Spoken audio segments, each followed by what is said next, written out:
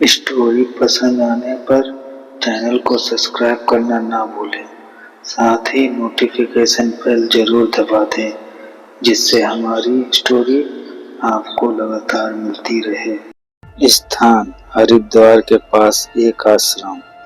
मुख्य पात्र वेदांत, एक 10 साल का मूक बच्चा जिसे बोलना नहीं आता, लेकिन वो देख सकता है वो सब जो भविष्य में होने वाला है। रिया को सब कुछ खत्म हुए 3 साल हो गए थे। लोग अब काल घड़ी की बात भूल चुके थे, लेकिन हरिद्वार के एक शांत से आश्रम में एक बूढ़े पुजारी को एक टोकरी मिली, जिसके अंदर एक बच्चा था और साथ में एक पुरानी टूटी हुई घड़ी।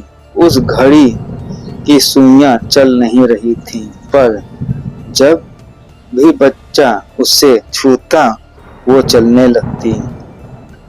उस बच्चे का नाम वेदांत रखा गया। वह कभी बोल नहीं पाया, लेकिन उसकी आंखें हमेशा कुछ खोजती थी। कभी वो किसी को देखकर अचानक डर जाता और कुछ देर बाद वही व्यक्ति किसी हादसे में मारा जाता।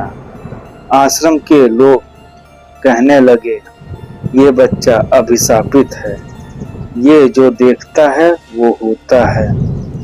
पर कोई नहीं जानता था कि घड़ी वापस आ चुकी है, इस बार एक नवजात आत्मा के साथ। वेदांत को हर रात सपने आते, एक कमरा, एक जल्लाद और वही आत्माएं।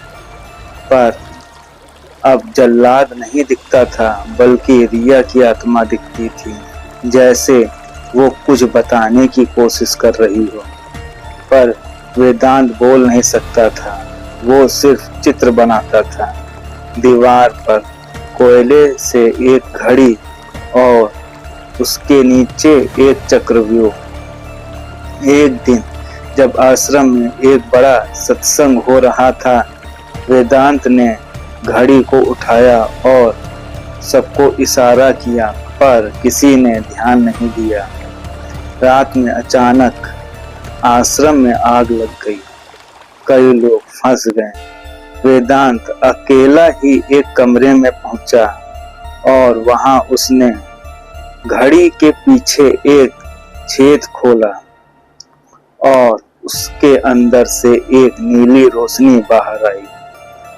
वो रोशनी सीधे वेदांत के माथे पर पड़ी और पहली बार उसने बोला, समय दोहराया जा रहा है। घड़ी की सुइयां घूमी।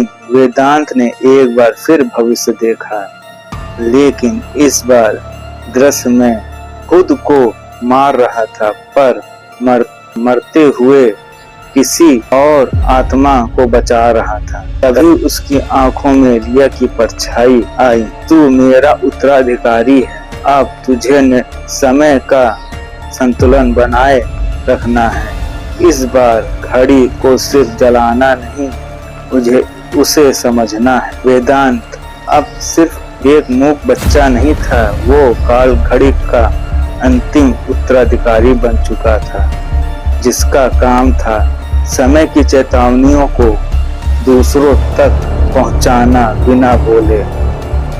और हर उस जगह जहां लोग मौत को अचानक मानते हैं और कोई बच्चा दीवार पर घड़ी की तस्वीर बना देता है। क्या वेदांत पहली बार मृत्यु को हराने की कोशिश करेगा?